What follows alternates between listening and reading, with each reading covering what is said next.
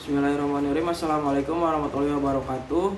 Perkenalkan, nama saya Muhammad Syarif dari Manajemen Keuangan 18A. Di sini saya akan mempresentasikan proposal dari tugas kedua Seminar Manajemen Keuangan. Dengan judul saya di sini, pengaruh profitabilitas dan struktur modal terhadap harga saham pada perusahaan manufaktur yang terdaftar di Bursa Efek Indonesia atau BEI periode 2020-2021. Alasan dan tujuan saya mengambil judul ini, alasannya diambil sesuai dengan konsentrasi dari manajemen keuangan dan adanya minat mempelajari dan menyelesaikan lebih dalam mengenai judul yang diambil dari penelitian sebelumnya. Tujuannya untuk mengetahui pengaruh profitabilitas dan struktur modal secara simultan terhadap harga saham perusahaan manufaktur yang terdaftar di Bursa Efek Indonesia. Lalu yang kedua, tujuannya untuk mengetahui pengaruh profitabilitas dan struktur modal secara parsial terhadap harga saham perusahaan manufaktur yang terdaftar di Bursa Efek Indonesia. Lalu yang terakhir, untuk mengetahui manakah yang dominan berpengaruh di antara profitabilitas dan struktur modal terhadap harga saham perusahaan manufaktur yang terdaftar di Bursa Efek Indonesia.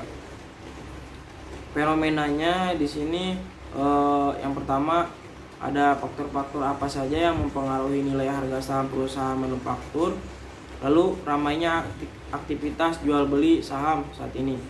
Adanya pengaruh yang signifikan antara profitabilitas dan struktur modal terhadap harga saham.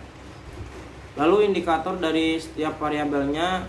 Yang pertama dari profitabilitas, saya di sini menggunakan ROA atau Return on Asset.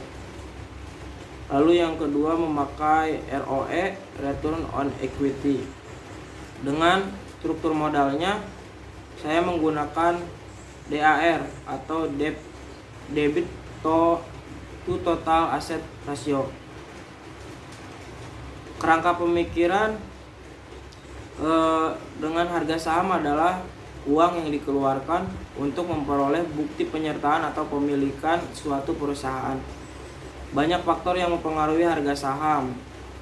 Lalu variabel dependennya di sini ada profitabilitas dan struktur modal, dengan variabel independennya yaitu harga saham.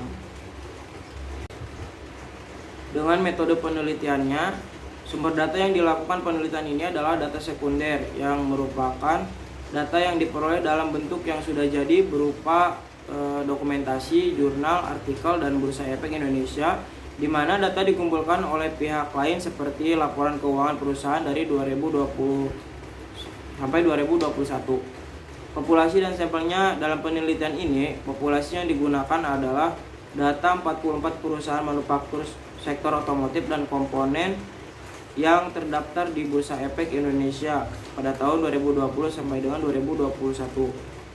Lalu 11 perusahaan manufaktur sektor otomotif dan komponen yang terdaftar di Bursa Efek Indonesia pada tahun 2020 sampai dengan 2021.